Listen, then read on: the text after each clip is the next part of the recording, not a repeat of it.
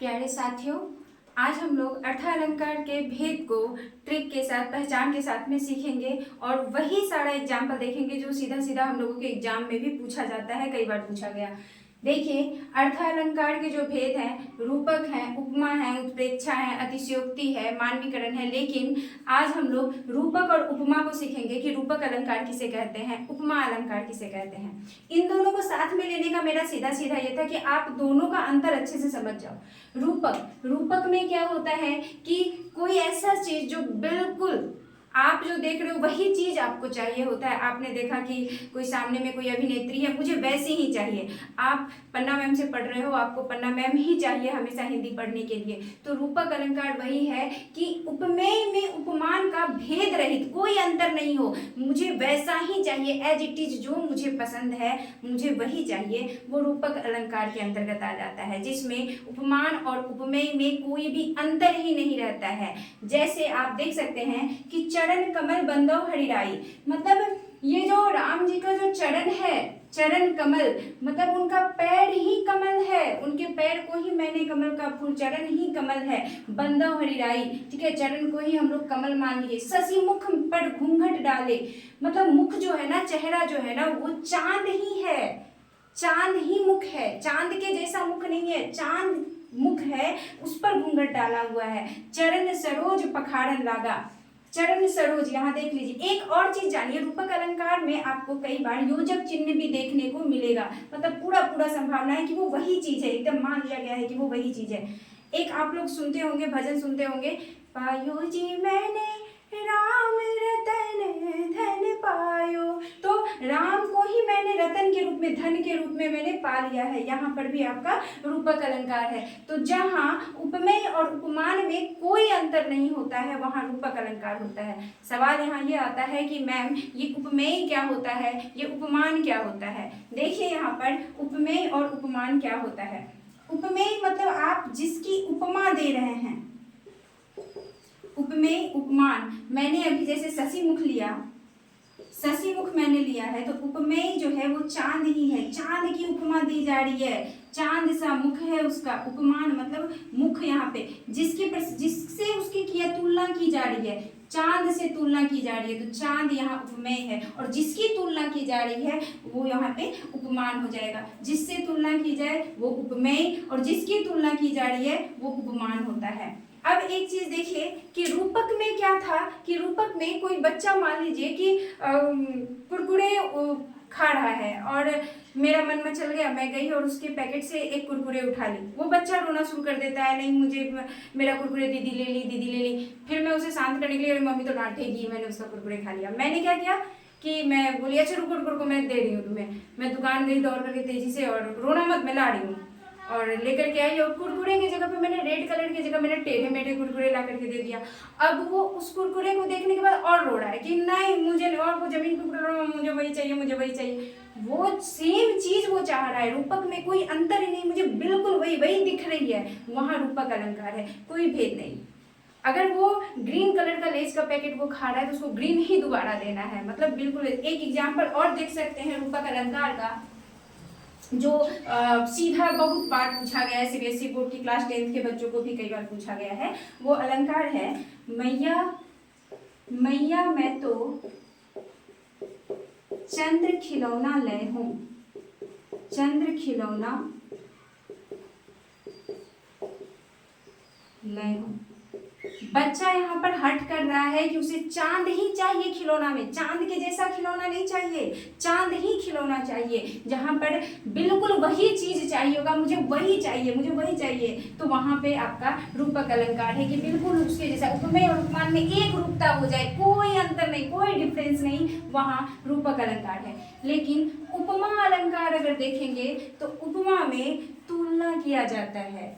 जैसे कि आप बोलते हैं फूलों सा चेहरा तेरा, कलियों सी मुस्काने है, रंग तेरा देख के रूप तेरा, जो ये भी गाना है। तो आप यहाँ पे देखिए कि फूलों सा चेहरा, अगर मैं कह रही हूँ फूलों सा चेहरा, फूलों सा चेहरा, मैं तुलना कर रही हूँ कि चेहरा कैसा है, फूल के जैसा।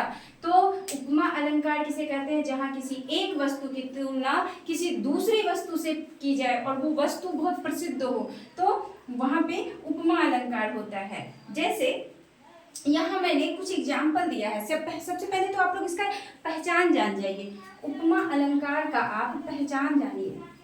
उपमा अलंकार को कैसे पहचानेंगे, मुझे कोई मीनिंग मैम समझ में नहीं आ रहा है, क्या कैसे जाने, तो उपमा का सीधा सीधा पहचान जानिए। उपमा का पहचान लिख लीजिए, आंख बंद करके आप इसको लगा सकते हैं। सम, सा, सरिस, सदृश,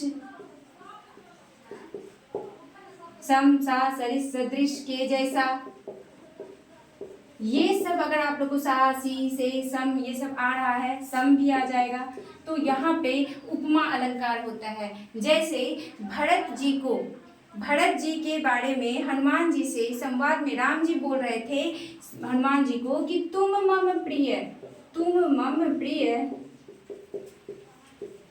भरतहि सम भाई, तुम मम प्रिय भरतहि सम भाई, तुम मुझे भरत के ही समान प्रिय हो। यहाँ देखिए कुछ भी नहीं समझ में आ रहा है तो आप देखिए साथियों कि यहाँ पे सम है, सम देख करके आप इसको उपमा अलंकार लगा सकते हैं, क्योंकि उपमा का मैंने पहचान दे दिया। सम सरिस सा सदृश, सम सरिस सा सदृश सतुल्य, हाँ वो उपमा अलंकार होता है। तो सम देख लिए तो ये क्या कहलाया, उपमा अलंकार।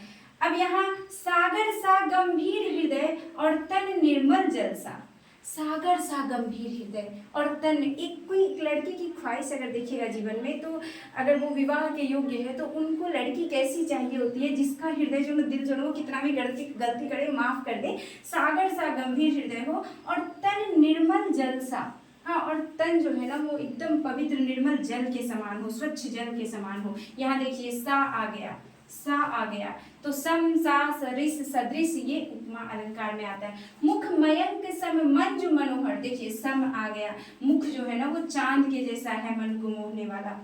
तो आप इसको और भी बहुत सारा एग्जाम्पल है उससे देख सकते हैं। जैसे एक मिथिला का एक बड़ा अच्छा सा प्रसिद्ध गीत है, उसमें माता पार्वती की माँ जो है वो तुलना करती है अपनी पुत्री की, हाँ उपमा दे रही होती है उस गीत में कि हे माई चंद्रमुखी सने गौरी हमर छिके सूर्य सन करी तो जमाए माई। अब देखिए यहाँ चंद्रमुखी के जैसी चांद के जैसी मेरी बेटी है। माता पार्वती की जो माँ है वो कह रही है कि मेरी बेटी चांद की जैसी है और मुझे उसके लिए सूर्य के जैसा पति चाहिए। लेकिन यहाँ तो कुछ ऐसा हुआ नहीं, यहाँ तो शिव जी आ गए और शिव जी को देख करके तो बेहोश हो गई थी कि भाई ये तो बाघंबर झाल पहने हुए भस्म लपेटे हुए हैं, इनसे मेरी बेटी का ये कैसे रहेगी, उसके साथ में सांप वाप गले में लपटा हुआ, मतलब पूरा हालत खराब। तो देखिए कि ऐसा जमाई का तो उनको चाहत ही नहीं था, क्योंकि हर माता पिता की चाहत होती है कि मेरी बेटी मतलब बहुत अच्छे घर में जाए। लेकिन वो शिव जी को देख करके सब आश्चर्यचकित थे, क्योंकि बारात भी कुछ वो ऐसा लेके आए थे डरावना भयभीत सा। तो यहाँ पर उपमा तुलना किया जा रहा है कि मेरी जो बेटी है वो कैसी है, चांद की जैसी है, चांद की जैसी बेटी है। आप इसको एक और एग्जाम्पल देखिए, जैसे कहा जा रहा है हाय हाय फूल सी बच्ची हुई राख की ढेर।